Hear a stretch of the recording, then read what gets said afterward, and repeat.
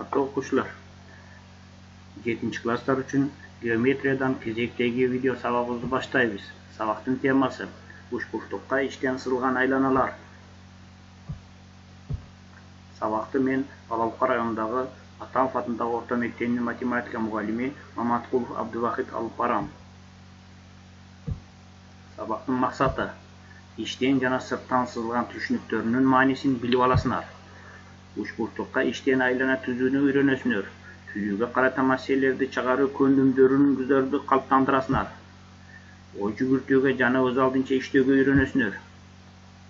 Өтүлгөн темаларды кайталап алайлы. Түзүүгө карата эң жөнөкөй маселелер деп кандай маселелерди айтабыз? Алар төмөнкүлөр. Берилген бурчка барабар болгон бурчту түзүү. Кийинкиси кандай деп ойлойсуңөр? Берилген бурчтун биссектрисасын түзүү. Үчүнчүсү берилген кесиндини тең экиге бөлүү. Төртүнчү берилген чекит аркылуу өтүп, берилген туз сызыкка перпендикулярдуу туз сызык түзүү. Бешинчи берилген туз сызыктан сыртта жаткан чекит аркылуу ал туз сызыкка параллел болгон туз сызык түзүү. Бул маселелер түзүүгө карата эң жөнөкөй маселелер болуп эсептелип, алар циркуль жана сызгычтын колдонуп түзүлөт. Булардан бизге бүгүнкү сабакта керек боло турган негизгисин кайталап алайлы. Бул берилген бурчтун биссектрисасын түзүү маселеси. Ал үчүн берилген бурчтун чокусу аны борбор кылып, каалагандай радиусту айлана жасын сызабыз. Жанын бурчтун жактары менен кесилиш чекиттерин Б жана С деп белгилейбиз. Борбору Б жана С болгон бирдей радиусту жалар сызып, алардын кесилиш чекити Д-ны таап, АД шооласын жүргүзөбүз. Аны төмөндө көрүп алсаңыздар болот.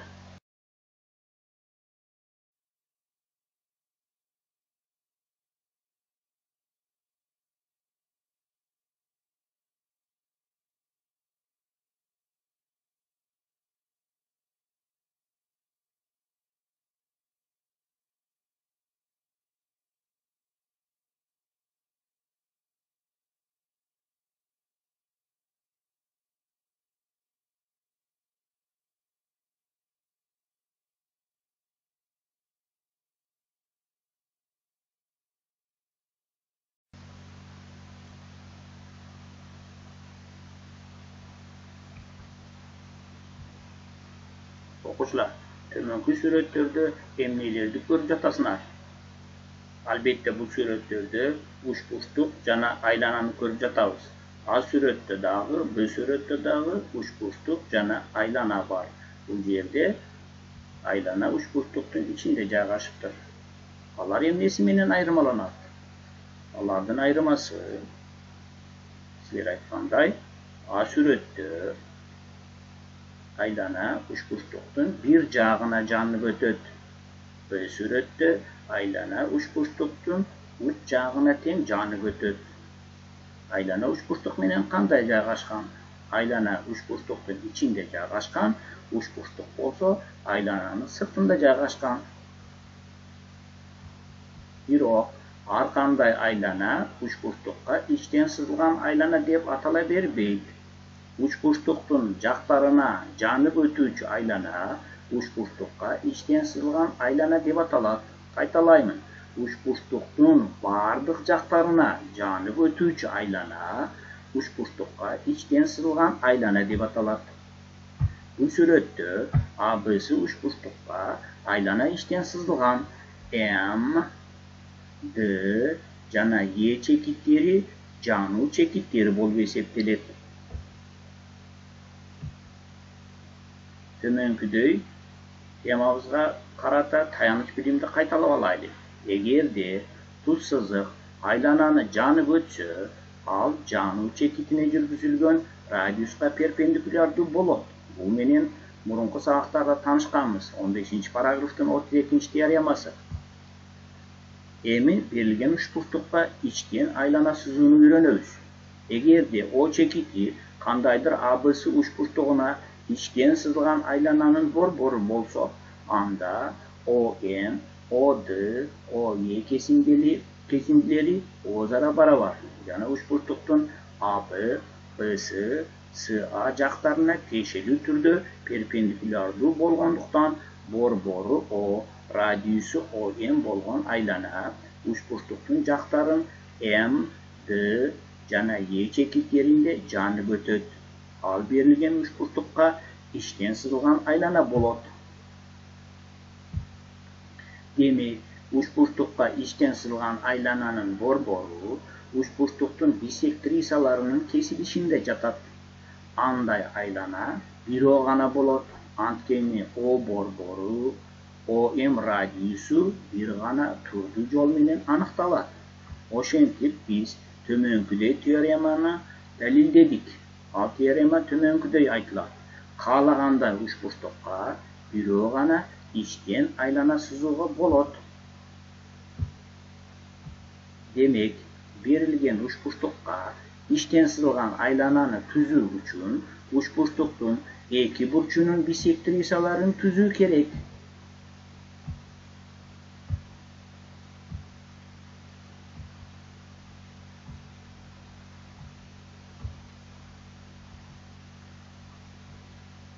Бул сүрөттө учбурчтуктун А жана С бурчтарынын биссектрисалары түзүлгөн. Алардын кесилиши айлананын борбору болот. Ал борбордон учбурчтуктун бир жагына, мисалы, BS жагына OD перпендикуляр жүргүздүк. Ал перпендикулярдын узундугун радиус кылып айлана сызабыз. Ал изделүүчү айлана болот. Ошентип, каалагандай учбурчтукка иштен айлана түзүүнү үйрөнүп алдык. Ал үчүн учбурчтуктун каалагандай эки бурчунун биссектрисаларын түзүп, алардын кесилишкен чекити O'ну аныкташ керек. Жана O чекитинен учбурчтуктун бир жагына перпендикуляр болгон радиусту жүргүзөбүз. Аны радиус кылып айлана сызсак, берилген айлана келип чыгат экен. 10-чу маселе окуу китебинен туура учбурчтукка иштен сызылган айлананын түзүүнүн оңгой жолдорун көрсөткүлө. Бул маселе түзүүгө карата маселе болуп, тең жактуу учбурчтукка иштен айлананын борборун табуунун оңгой жолун издөөгө алып келинип жатат. Бул жерде изделген айлананын борборун тапсак, ал айлананы сызуу жогоруда көрсөтүлдү. Демек, ABC учбурчтук тең жактуу, анын биссектрисасы бийиктикте медианада болот. Айлананын борборун табуу үчүн дагы эки мүмкүнчүлүк болот экен.